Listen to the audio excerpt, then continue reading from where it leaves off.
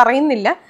ഒരു സ്ത്രീ ഉണ്ട്, അവരെപ്പോഴും ചേച്ചിയുടെ കണ്ടന്റ് എടുത്തിട്ടാണ് അവര് അത് എനിക്ക് കേൾക്കുമ്പോൾ നമുക്ക് ഭയങ്കര ബുദ്ധിമുട്ട് തോന്നും ആ വീഡിയോസ് ഒക്കെ കാണുമ്പോൾ. അതുപോലെ തന്നെ ഒരു വ്ലോഗ് ചെയ്യുന്ന ഒരാളും കൂടെ ഉണ്ട്. ഇവരുടെയൊക്കെ അതായത് ലിറ്ററലി ചേച്ചിയുടെ കണ്ടന്റ് വെച്ചിട്ട് റീച്ച് ആകുകയും ചീത്ത പറഞ്ഞ് തെറി പറഞ്ഞ് ആ ഒരു കണ്ടന്റ് റീച്ച് ആക്കിയിട്ട് എന്താണ് അവർക്ക് ഇതിനകത്തൂടെ കിട്ടുന്നതെന്ന് വെച്ചാൽ പൈസയാണ് കിട്ടുന്നത്. 68 ലക്ഷം രൂപയോളം ആ സ്ത്രീ ഉണ്ടാക്കിയെന്നാണ് ഞാൻ തെളിവ് സഹിതം പറഞ്ഞ ഒരു കാര്യം. ഞാൻ ഞെട്ടിപ്പോയി.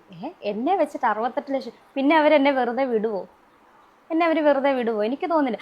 അത് പറയുന്നതിനൊരു മര്യാദയുണ്ട്, അതില്ല അവർക്ക്. ആ സ്ത്രീ, എനിക്ക് സ്ത്രീ എന്ന് പോലും ഞാൻ അവരെ പറയാൻ അവർക്ക് യോഗ്യതയില്ല. ഒരു സ്ത്രീ അല്ലെങ്കിൽ ഒരു വിധവ, അവർ വിധവയാണെന്നാണ് പറയാറുള്ളത്. ഒരു വിധവയ്ക്ക് ഒരു വിധവേനെ മനസ്സിലാവും, അവരുടെ വിഷമവും വേദനയും. വിധവ പോട്ടെ, അത് വിട്ടു. ഒരു സ്ത്രീക്ക് വേണ്ട, ഒന്നും വേണ്ട, വിധവയും വേണ്ട, സ്ത്രീയും വേണ്ട. മനുഷ്യത്വം എന്ന് പറയുന്നൊരു സാധനം അതവരിലില്ല. എനിക്ക് തോന്നുന്നില്ല അവർ മനുഷ്യരാണോന്ന് എനിക്ക് തോന്നുന്നില്ല. ഇനിയിപ്പോൾ ഈ ഇന്റർവ്യൂവിൻ്റെ അടിയിൽ ഒരുപാട് കമന്റ്സ് വന്നേക്കാം, അവൾക്ക് ഇപ്പോഴും അഹങ്കാരം കുറഞ്ഞിട്ടില്ല, അവൾ ക്യാൻസർ വന്നിട്ട് അവൾക്ക്. ഞാൻ പറയട്ടെ, അഹങ്കാരം കുറഞ്ഞിട്ടില്ല. ഞാൻ എൻ്റെ ഉള്ളിലെ ഈ ഒരു എന്താ പറയുക ധൈര്യമാണ് ഞാൻ ഈ ക്യാൻസർ വന്നിട്ട് പിടിച്ചു നിൽക്കാൻ കാരണം. എനിക്കൊരു മോനുണ്ട്, ഒരു 7 വയസ്സ് ഇപ്പം ആകുന്നതേ ഉള്ളൂ. ആ കുഞ്ഞിന് വേണ്ടിയിട്ട് എനിക്ക് തിരിച്ചു വന്നേ പറ്റത്തുള്ളൂ. ഈ കരുത്തുണ്ടെങ്കിലേ ഞാൻ ഈ ട്രീറ്റ്മെൻറ്റിന് മുന്നോട്ട് വരാൻ പറ്റത്തുള്ളൂ. അല്ലെ പല ആളുകളും ഞാൻ കണ്ടിട്ടുണ്ട്. ഞാൻ ഈ കഴിഞ്ഞ ദിവസം കൂടെ ഒരു വീഡിയോ കണ്ടു, ഒരു കുട്ടി തലേന്ന് ബർത്ത്ഡേ ആഘോഷിപ്പിറ്റെന്ന് മരിച്ചത്. എന്നെ 2 ദിവസം ഉറങ്ങിയിട്ടില്ല ഞാൻ അത് കണ്ടിട്ട്. ക്യാൻസർ പേഷ്യൻ്റാണ്, 10-22 വയസ്സേ ഉള്ളൂ ആ കുട്ടിക്ക്. ബർത്ത്ഡേ ആഘോഷിപ്പിറ്റെന്ന് മരിച്ചു. അപ്പം ഞാൻ എന്നെ ചിന്തിപ്പിച്ച് ട്രീറ്റ്മെൻറ്റ്, നമ്മുടെ ആയുസ് ദൈവത്തിൻ്റെ കയ്യിലാണ്, നമുക്കറിയില്ല. നമുക്ക് ഇപ്പം ക്യാൻസർ വരണ്ട, ഇപ്പം വേണം ഞാൻ അങ്ങോട്ട് നടന്നു പോകുമ്പോൾ ഒരു വണ്ടി ഇടിച്ചാൽ ഞാൻ മരിക്കാവുന്നതേ ഉള്ളൂ. അതല്ല നമ്മൾ ചിന്തിക്കേണ്ടത്. ഈ ഒരു ട്രീറ്റ്മെൻറ്റിന് നമുക്ക് മനോധൈര്യമാണ് ഏറ്റവും. നമ്മുടെ മരുന്ന് നമ്മുടെ ശരീരത്തിൽ പിടിക്കണേ മനോധൈര്യം. അപ്പം ഞാൻ പറഞ്ഞു വന്ന ഇത്രയേ ഉള്ളൂ. ഈ വ്ളോഗേഴ്സ് ഇവരുടെ റീച്ചിന് വേണ്ടിയിട്ടും ഇവരുടെ ഇതിന് ചെയ്തോട്ടെ, അവർ ചെയ്തോട്ടെ, എന്നെ വെച്ചിട്ട് ചെയ്യരുതെന്ന് ഞാൻ പറഞ്ഞു. പക്ഷെ അവരുപയോഗിക്കുന്ന വാക്കുകൾ മനുഷ്യത്വരഹിതമായിട്ടുള്ള വാക്കുകളായിരുന്നു അവരുപയോഗിക്കുന്നത്. ഇപ്പോ ചേച്ചി പറഞ്ഞ പോലെ തന്നെ മനുഷ്യത്വരഹിതമാണെന്ന് എനിക്കറിയാം. ചേച്ചിൻ്റെ അടുത്ത് അത് ചോദിക്കുന്നതുകൊണ്ട് എനിക്കും ബുദ്ധിമുട്ടുണ്ട്. പക്ഷെ ഇത് ആളുകൾ അറിയണമെന്ന് എനിക്ക് പേഴ്സണലി ആഗ്രഹം ഉള്ളത് കൊണ്ട് ഞാനൊരു കാര്യം ചോദിക്കുകയാണ്. ഞാൻ ഈ ഒരു പോസ്റ്റർ, ഒരു തംബ്നെയിൽ കാണിക്കാം. ആ തംബ്നെയിൽ കണ്ടു കഴിഞ്ഞാൽ നമുക്ക് ഭയങ്കര ബുദ്ധിമുട്ട് തോന്നും. ഇതാണ് ആ തംബ്നെയിൽ വരുന്നത്. ഇതിനകത്ത് വരുന്നത് ചേച്ചിയുടെ പടവും വെച്ചിട്ടുണ്ട്, കിച്ചുവിന്റെ പടവും വെച്ചിട്ടുണ്ട്, പിന്നെ ആ വ്ളോഗറുടെ പടവും വെച്ചിട്ടുണ്ട്. എന്തോ ഒരു റൈറ്റപ്പ് ഇത് റൗണ്ട് ചെയ്ത് കാണിച്ചിട്ടുണ്ട്. കണ്ടന്റ് ഇതാണ്: ഗർഭമാക്കിയോ? കിച്ചു രേണുവിനെ പീഡിപ്പിക്കാൻ ശ്രമിച്ചോ? സത്യം ഇത്. കിച്ചു രേണുവിനോട് മോശമായി പെരുമാറിയോ? Question mark. ഈ സത്യം നിങ്ങൾ അറിയണം. പിന്നെ രേണുവിന്റെ ഗർഭം, പിന്നെ ഒരു മോർ ഇട്ടിട്ടുണ്ട്. എനിക്ക് തോന്നി ചോദിച്ചിരിക്കുന്നത് കിച്ചു രേണുവിനെ ഗർഭമാക്കിയോ എന്നാണ്. ഇതിനൊക്കെ ഞാൻ എന്ത് മറുപടിയാ പറയേണ്ടത്? അത് ഇവന്റെ വീട്ടിലെ ഈ വ്ളോഗറിന്റെ വീട്ടിൽ നടക്കുന്ന സംഭവങ്ങളായിരിക്കും അവനവന്റെ വായിലൂടെ സംസാരിക്കുന്നതെന്ന് മാത്രമേ എനിക്ക് പറയാനുള്ളൂ. കാരണം ഇതിലും വന്നിട്ടുണ്ടാവും കുറെ പോസിറ്റീവ് കമന്റ്സ്. ചേച്ചി അതും കൂടെ ആലോചിക്കണം. അതായത് ഇവരെ സപ്പോർട്ട് ചെയ്തിട്ടാണ്, എനിക്കറിയാൻ പാടില്ല ഇവർക്ക് റീച്ച് കൂട്ടാൻ വേണ്ടിയാണോന്ന് എനിക്കറിയില്ല. അവന്റെ വീട്ടിലെ കാര്യമായിരിക്കും അവൻ പറഞ്ഞത്. ഞാൻ എന്ത് പറയാനാണ് ഇതിനകത്ത് എന്താ എനിക്ക് എന്ത് മറുപടി പറയാൻ പറ്റും? എന്റെ വളർത്തുമകനാണ് രാഹുൽ ദാസ് എന്ന കിച്ചു. അതെല്ലാവർക്കും അറിയാവുന്ന കാര്യമാണ്. ഈ ഒരു 5 മാസം മുന്നേ വരെ ആ ഒരു ബന്ധം നല്ല ദൃഢമായിട്ട് പോയിക്കൊണ്ടിരുന്ന ബന്ധം. എന്തുവാകട്ടെ, ചിലപ്പം അതിനകത്ത് അസ്വാരസ്യങ്ങൾ കാണുമായിരിക്കും. ഇതെല്ലാം മറന്നുകൊണ്ടും എല്ലാം ക്ഷമിച്ചുകൊണ്ടും തന്നെയാണ് ഞാൻ പോകുന്നത്. അന്നും ഈ 5 മാസം മുന്നേ ഞാൻ ഹെൽപ്പ് ചെയ്തുകൊണ്ടിരുന്ന ഒരു വളർത്തുമകൻ തന്നെയാണ്. അങ്ങനെ തന്നെ ഞാൻ പറയുന്നുള്ളൂ. പക്ഷെ അതിനകത്ത് പല കറുത്ത കൈകളും ചേർന്നു. അങ്ങനെ തന്നെ പറയും. ഈ വ്ളോഗർ, ഈ സ്ത്രീ അവരുടെ വീട്ടിൽ പോവുക, എൻ്റെ ഭർത്താവിൻ്റെ വീട്ടിൽ പോവുകയും എൻ്റെ ഭർത്താവിൻ്റെ വീട്ടുകാർക്കും എൻ്റെ ഈ വളർത്തുമകനും അറിയാവുന്ന കാര്യമാണ് ഈ ഒരു സ്ത്രീ എന്നെ ഈ അപമാനിക്കുന്നതും എന്നെ ഈ ദ്രോഹിക്കുന്നതും. ഇതെല്ലാം എൻ്റെ വളർത്തുമകനും എൻ്റെ ഭർത്താവിൻ്റെ വീട്ടുകാർക്കും അറിയാവുന്ന കാര്യം. ഇന്ന് വരെ ഞാൻ എൻ്റെ ഭർത്താവിൻ്റെ വീട്ടുകാരെ ഒരു നെഗറ്റീവും ഞാൻ പറഞ്ഞിട്ടില്ല. ഞങ്ങൾ രേണുസുതി പറഞ്ഞ കാര്യങ്ങളൊക്കെ കേട്ടല്ലേ അല്ലേ? അവള് ഇന്റർവ്യൂ കൊടുത്തതാണ്. ഇന്റർവ്യൂ ആയിട്ട് ആകെ പ്രശ്ന കാര്യങ്ങളായിട്ടുള്ളത് വേറെ ഒന്നല്ല. അവള് കിച്ചുവിനെ കുറിച്ചിട്ട് ഓരോ കാര്യങ്ങൾ പറയാനാണ് കേട്ടോ. പിന്നെ വീഡിയോയിൽ തന്നെ ആങ്കർ ചോദിക്കുന്ന ഓരോ ചോദ്യങ്ങളിലെ ഒരു സ്ത്രീനെ മുഖത്ത് നോക്കിയിട്ടോ അല്ലെങ്കിൽ ഒരു അമ്മന്റെ മുഖത്ത് നോക്കിയിട്ടോ പറയാൻ പറ്റുന്ന കാര്യങ്ങളാണോ ആങ്കർ ചോദിച്ചിട്ടുള്ളത്. അപ്പോൾ അതാണ് ആർക്കും ഉൾക്കൊള്ളാൻ കഴിയാത്ത കേട്ടോ. അപ്പോൾ അത് ഞാൻ എന്തായാലും ഇവിടെ യൂസ് ചെയ്യുന്നതിൽ പറയുന്നില്ല. അപ്പോൾ എല്ലാവരും കണ്ടിട്ടുണ്ടാവും വീഡിയോ. അപ്പോൾ കിച്ചു അവളെ കുറിച്ചിട്ടുള്ള കാര്യങ്ങളാണ് പറഞ്ഞിട്ടുള്ളത്. ഒരിക്കലും ഒരു അമ്മേൻ്റെ മുഖത്തൊക്കെ ഇങ്ങനെ ഒരിക്കലും ചോദിക്കണ്ടായിരുന്നു. പക്ഷെ അവൾ അതിന് കൂളായിട്ടാണ് കേട്ടോ മറുപടിയും പറഞ്ഞിട്ടുള്ളത്. രേണുസുതി കൂളായിട്ടാണ് ചിരിച്ചുകൊണ്ടാണ് മറുപടി പറഞ്ഞിട്ടുള്ളത്. അല്ലെങ്കിൽ അവൾക്ക് പറയാമായിരുന്നു അല്ലേ, നിങ്ങൾ പിന്നെ ഇങ്ങനത്തെ ചോദ്യം എന്നോട് ചോദിക്കരുത്, നിങ്ങൾ പിന്നെ എനിക്ക് ഇൻ്റർവ്യൂ തരാൻ താല്പര്യമില്ല എന്നൊക്കെ പറഞ്ഞിട്ട് അവൾക്ക് ഒഴിഞ്ഞു മാറായിരുന്നു. അല്ലെങ്കിൽ അവർ നല്ലോണം ചൂടാവുമായിരുന്നു അല്ലേ, അല്ലെങ്കിൽ ഇത് കട്ട് ചെയ്തിട്ടിടാം, അവർ എന്തെല്ലാം മാർഗം ഉണ്ടായിരുന്നു. പക്ഷേ അവളത് കരുതി കൂട്ടി ചെയ്തതിന് മരിക്കാനായിട്ടാണ് ഉണ്ടായത്. അതിനാണ് എല്ലാവരും എടുത്ത് റിയാക്ട് ചെയ്തതും കാര്യം. പിന്നെ കമൻറ്റ് ബോക്സിലൊക്കെ അവൾക്ക് എതിരായിട്ട് പറഞ്ഞിട്ടുള്ളത്. അല്ലെങ്കിൽ രേണുസുതിക്ക് കൂടുതലും ബെഡ് കമൻറ്റ് തന്നെയാണ് കേട്ടോ ഉണ്ടാവല്. അത് ഫസ്റ്റ് തൊട്ട് ഇങ്ങനെ തന്നെയാണ്, അസുഖമായിട്ടും അതേമാതിരി തന്നെയാണ് കേട്ടോ. അപ്പോൾ എല്ലാവർക്കും അറിയുന്ന തന്നെയായിരിക്കും. രേണുസുതിക്ക് ക്യാൻസറിൻ്റെ അസുഖമാണ്. അപ്പോൾ കീമോ ഒക്കെ കഴിഞ്ഞിട്ട് കുറച്ച് റെസ്റ്റിലേനു, 10-15 ദിവസമൊക്കെ റെസ്റ്റിലേനു എന്ന് പറഞ്ഞ്. അപ്പോൾ പിന്നെ വീഡിയോസും കാര്യങ്ങളൊന്നും ഇട്ടിട്ടുണ്ടായില്ല. പിന്നെ ഇട്ട വീഡിയോ ഇട്ടത് ഇപ്പം സത്യം പറഞ്ഞാൽ അറിയാമല്ലോ, എല്ലാവർക്കും അറിയാവുന്ന പോലെ ക്യാൻസർ ട്രീറ്റ്മെൻറ്റിലാണ് ഞാൻ.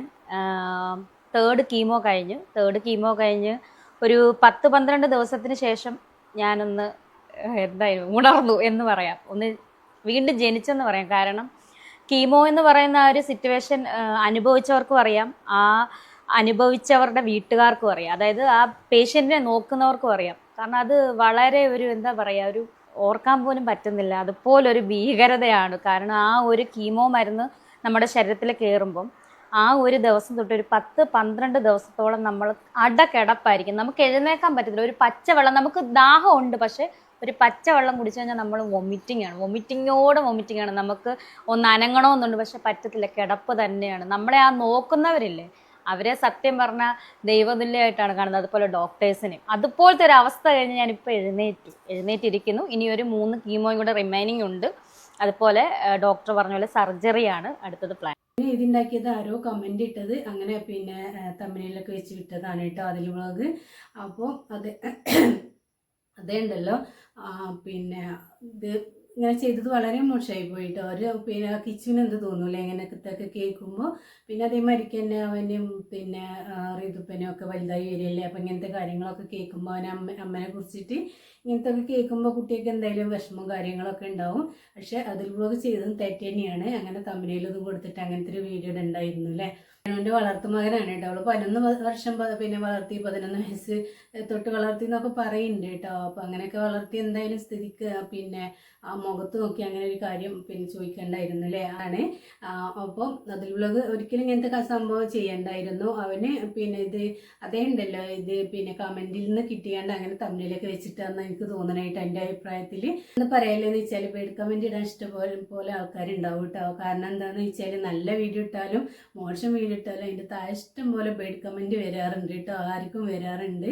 അപ്പോൾ എനിക്ക് എന്നെ ഈ ഫേസ്ബുക്കിൽ വീഡിയോ ഇടുമ്പോൾ ഉണ്ടല്ലോ നല്ല ബെഡ് കമൻറ്റ് ഉണ്ടായിരുന്നു. നല്ല അധികരിച്ചൊന്നുമില്ല, ഒരാൾ സ്ഥിരം ബെഡ് കമൻറ്റ് ഇടലുണ്ട് കേട്ടോ. അദ്ദേഹം ആരാ എന്താണെന്നും പിന്നെ ശരിക്കും നമുക്ക് അറിയില്ലല്ലോ, അവർ എത്ര എങ്ങനത്തെ ആളാ എന്താ ഏതാണെന്നൊന്നും. പക്ഷെ നമ്മളതിന് റിപ്ലൈ കൊടുക്കാതെ നിൽക്കുക. അവരിങ്ങനെ ഇട്ട് പോയിക്കോളും. അല്ല അപ്പം എന്താ പറയാനാ, ഒന്നോ അത്ര ക്ഷമ അങ്ങനത്തെ എത്തുമ്പോൾ നമ്മൾ എന്തെങ്കിലും റിയാക്ട് ചെയ്യാന്നല്ലാതെ അല്ല പിന്നെ ഇതിനൊന്നും നമ്മളെ മെയിൻ ചെയ്യാതൊക്കെ ഇരിക്കും നല്ലതായിട്ടാണ്. ഞാൻ അങ്ങനെ ചെയ്യൽ, അധികമൊന്നും മെയിൻ ചെയ്യലില്ല. പക്ഷേ രേണുസുദിനെ സംബന്ധിച്ചിടത്തോളം സമ്മതിക്കണം അല്ലേ, എത്രങ്ങാനും ബെഡ് കമൻറ്റ് കൂടുതലാണ് ഉണ്ടാവല്. ഒരുപാട് ബെഡ് കമൻറ്റ് വരലുണ്ട് കേട്ടോ. എന്നിട്ട് അവൾ തളരാതെ പിന്നെ നിൽക്കണമെന്നുണ്ടെങ്കിൽ അവളുടെ ശക്തി തന്നെയാണ് കേട്ടോ. അപ്പോൾ ഈ അസുഖം വരുമ്പോഴേലൊന്നും മോശം കമൻറ്റ് ഇടാതെ നിൽക്കുക. പക്ഷേ ഇപ്പം അങ്ങനെ പറയാൻ ഒരിക്കലും ഇതില്ല കേട്ടോ. എന്താ പറയലെന്ന് വെച്ചാൽ അവൾ ഇങ്ങനത്തെ ഓരോ കാട്ടിക്കൂട്ടിലൊക്കെ കാണുമ്പോൾ എന്തായാലും എല്ലാവർക്കും വെറുത്തു പോകും. കാരണം എന്താണെന്ന് വെച്ചാൽ ഇപ്പം കിച്ചുവിനെ കുറിച്ചിട്ട് ആങ്കർ പറയുമ്പോൾ അവർക്ക് ഷോർട്ട് ചെയ്ത് പറയാമായിരുന്നു, ഇങ്ങനത്തെ ചോദ്യങ്ങളൊന്നും ചോദിക്കണ്ട, അങ്ങനത്തെ ഇൻ്റർവ്യൂ ഒന്നും വേണ്ട എന്നൊക്കെ പറഞ്ഞ് ഒഴിഞ്ഞു മാറായിരുന്നു അല്ലേ. അതൊന്നും അവൾ ചെയ്തില്ല. അപ്പോൾ അവൾ പിന്നെ കാശ് വാങ്ങിയിട്ട് ഇൻ്റർവ്യൂ കൊടുക്കാമെന്ന് പറഞ്ഞ് ചെയ്യിച്ചതാണെന്നാണ് രേണു പിന്നെ പറയണേ കേട്ടോ. അപ്പോൾ പിന്നെ എന്ത് ചോദിക്കണേനും അതിന് തിരിച്ച് നല്ല പിന്നെ അതിൻ്റെ റിപ്ലൈ കൊടുക്കണമല്ലോ, നിർബന്ധമാണല്ലോ. അപ്പോൾ അങ്ങനെ പിന്നെ ചെയ്തതാണ്. പക്ഷേ ആ ഇൻ്റർവ്യൂ കണ്ടാൽ നമുക്ക് തോന്നും ഇത് കിച്ചുവിനെ പോയിട്ട് പണിയാൻ മാത്രം കൊടുത്ത ഇൻ്റർവ്യൂ ആണെന്ന് തോന്നൂലേ. അവനെ കുറിച്ചിട്ട് മാത്രമാണ് ഇല്ലേ ഇൻ്റർവ്യൂവും കാര്യങ്ങളൊക്കെ കൊടുത്തിട്ടുള്ളത്, അവൾ പറഞ്ഞിട്ടുള്ളത്. പിന്നെന്താ, അപ്പോൾ ഒരു കണക്കിന് നോക്കുമ്പോൾ നമുക്ക് പാവം തോന്നും അല്ലേ, അസുഖം കാര്യങ്ങളും മോന് പിന്നെ കൂടെ ഉള്ളതും ഒക്കെ ആലോചിക്കുമ്പോൾ, മോൻ്റെ കാര്യമൊക്കെ ആലോചിക്കുമ്പോൾ വളരെ വിഷമമൊക്കെ തോന്നും. പക്ഷേ അവൾ ഇങ്ങനത്തെ കാട്ടിക്കൂട്ടിൽ കാണുമ്പോൾ എല്ലാവർക്കും വെറുത്ത് പോകും കേട്ടോ, ഒരു പിന്നെ ഇത് തോന്നും.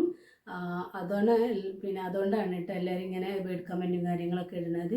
അവർക്ക് ആ ഇൻ്റർവ്യൂ കൊടുത്തില്ല അങ്ങനത്തെ കാര്യങ്ങളൊന്നും സംസാരിക്കാതെ അസുഖത്തെ പറ്റിയിട്ടോ അല്ലെങ്കിൽ അങ്ങനെ എന്തെങ്കിലുമൊക്കെ സംസാരിക്കുക എന്നല്ലാതെ ഇത് കിച്ചുവിനെ മാത്രമേ ഉള്ളൂ കേട്ടോ. അതേമാതിരി സുചേട്ടൻ്റെ വീട്ടുകാരെ കൂടെ എന്ന് പറയുന്നത് ബാക്കിയൊന്ന് കേട്ടോക്കിയേ. എന്നുള്ളത് ചേച്ചി എപ്പോഴെങ്കിലും ചിന്തിച്ചിട്ടുണ്ടോ? എനിക്ക് തോന്നുന്നത് ഞാനത് നേരത്തെ ഇപ്പം എനിക്കൊന്ന് കുറേ നാളുകൾക്ക് ശേഷമാണ് എൻ്റെ ക്യാൻസർ വിവരം ഞാൻ പുറത്ത് വിട്ടതിന് ശേഷം ഒരുപാട് ഇടവേളയ്ക്ക് ശേഷമാണ് ഞാൻ ഇൻ്റർവ്യൂ ഒരു ചാനലിന് വേണ്ടി ഞാൻ സംസാരിക്കുന്നത്. അപ്പം ഞാൻ അന്നും പറയുന്ന പോലെ എൻ്റെ കാര്യം അപ്പം ഞാനത് പലപ്പോഴും ചിന്തിച്ചിട്ടുണ്ട്. അപ്പം ഈ റീച്ച് എന്ന് പറയുന്നൊരു സംഭവം ഉണ്ടല്ലോ, അപ്പം എന്ത് കാണിച്ചാലും റീച്ച് ആകുക എന്ന് പറയുന്നൊരു സംഭവം ഉണ്ട്. അതുകൊണ്ടാവാം അങ്ങനെ രേണുസുതി ബാത്റൂമിൽ പോയാൽ വരെ വാർത്ത കൊടുക്കുന്ന റീച്ച് കാര്യങ്ങളൊക്കെ. പിന്നെ ഞാൻ ചിന്തിച്ച് വിധവയായിട്ടുള്ളൊരു സ്ത്രീ അവൾ വീട്ടിൽ അടങ്ങി ഒതുങ്ങി ഇരിക്കാതെ അവൾ എന്തിനീ ഇങ്ങനെ കാണിക്കുന്നു, അല്ലെങ്കിൽ എന്തിന് ആൽബത്തിൽ അഭിനയിക്കുന്നു? നേരത്തെ കുറ്റപ്പെടുത്തൽ എന്ന് പറഞ്ഞാൽ അവള് ഭർത്താവ് മരിച്ചല്ലേ, സുധിച്ചേട്ടൻ്റെ പേരിൽ ഇവള് പിന്നെ എന്തിനാണ് ഇറങ്ങി നടക്കുന്നത്, ഇവൾ എന്തിനാണ് ആൽബം ചെയ്തത്, ഇവൾ എന്തിനാണ് ഈ കോപ്രായം കാണിക്കുന്നത്? ഇത്ര നാളത്തെ കുറ്റം അതായിരുന്നു. ഇപ്പൊ ക്യാൻസർ വന്നു കഴിഞ്ഞാൽ അടുത്ത കുറ്റം ഇവക്ക് അടങ്ങിയിരിക്കാൻ മേലെ ഇവളെന്തിനാണ് റീൽ ചെയ്യുന്നത്. അപ്പം ഞാൻ മാത്രം സന്തോഷിച്ചാൽ പാടില്ലെന്നാണ്. ഈ രേണുസുതി എന്ന് പറയുന്ന വ്യക്തി ക്യാൻസർ വന്നൊരു പേഷ്യന്റ്, അവർക്ക് സന്തോഷിക്കാൻ പാടില്ല, ഒരു റീൽ ചെയ്യാൻ പാടില്ല, ഒന്ന് ചിരിക്കാൻ പാടില്ല, ഒന്ന് ലിപ്സ്റ്റിക് വേണ്ട, ഒന്ന് ഒരുങ്ങാൻ പാടില്ലേ? ബാക്കി ഒരുപാട് ക്യാൻസർ പേഷ്യൻസിനെ ഞാൻ കണ്ടിട്ടുണ്ട്, റീല് ചെയ്യുന്ന ഞാൻ അവരുടെ കണ്ടിട്ടുണ്ട്. അവിടെയൊക്കെ വരുന്ന കമൻസ് എന്ന് പറഞ്ഞാൽ നിങ്ങൾ ഇങ്ങനെ തന്നെ മുന്നോട്ട് പോകണം, സന്തോഷിക്കണം, നിങ്ങൾ ഒരിക്കലും ഡൗൺ ആകരുത്, എത്രത്തോളം അവരെ സന്തോഷിപ്പിക്കാവോ അത്രത്തോളം നിങ്ങൾ സന്തോഷിക്കണമെന്ന് പറഞ്ഞവര് രേണുസുതിയുടെ അക്കൗണ്ടിൽ അല്ലെങ്കിൽ ഒരു റീല് കണ്ടു കഴിഞ്ഞാൽ പിന്നെ ഇല്ലാത്ത കുറ്റമില്ല. ഇത്രയും നാള് സുധിച്ചേട്ടന്റെ വിധവ ഇപ്പൊ ക്യാൻസർ പേഷ്യന്റിന് അടങ്ങിയിരിക്കാൻ മേലെ അവൾ മരുന്നിന്റെ മണമായിട്ട് വീട്ടിൽ ഇരുന്നാൽ പോരെ, അവൾ എന്തിനാണ് റീല് ചെയ്യുന്നത്? ഇതാണ് ഇപ്പം പറയുന്നത്. അപ്പൊ ഈ പറഞ്ഞവര് തന്നെയാണ് ഇന്നും പറയുന്നത്. ഇതിനൊരു വ്യത്യാസവും ഇല്ല, ആളുകൾക്ക് വ്യത്യാസമൊന്നുമില്ല. പിന്നെ കുറച്ച് വാക്കുകൾക്ക് പിന്നെ കുറച്ച് സംഭാഷണങ്ങൾക്ക് വ്യത്യസ്തത വന്നത് അത്രേ ഉള്ളൂ. അത്രേ ഞാൻ കരുതുന്നുള്ളൂ. ഈ ഒരു കടുകട്ടിയായിട്ടുള്ള വാക്കുകളാണ് യൂസ് ചെയ്യാറുള്ളത്. അതായത് പലപ്പോഴും അതിന്റെ ക്യാപ്ഷൻസ് ഒക്കെ കണ്ടു കഴിഞ്ഞാൽ നമുക്ക് തന്നെ ഭയങ്കരമായിട്ടുള്ളൊരു ബുദ്ധിമുട്ട് ഫീൽ ചെയ്യും. ഞാൻ തന്നെ കണ്ടിട്ട് അയ്യോ ഇവരെന്തിനാണ് ഇങ്ങനെ പറയുന്നതെന്ന് വരെ തോന്നിയിട്ടുണ്ട്. അതായത് ചേച്ചിയുടെ കണ്ടന്റ് കൊണ്ട് അരി മേടിക്കുന്ന ആൾക്കാർ ഇന്ന് കേരളത്തിൽ ഉണ്ട്, അല്ലെങ്കിൽ ഇന്ത്യയിൽ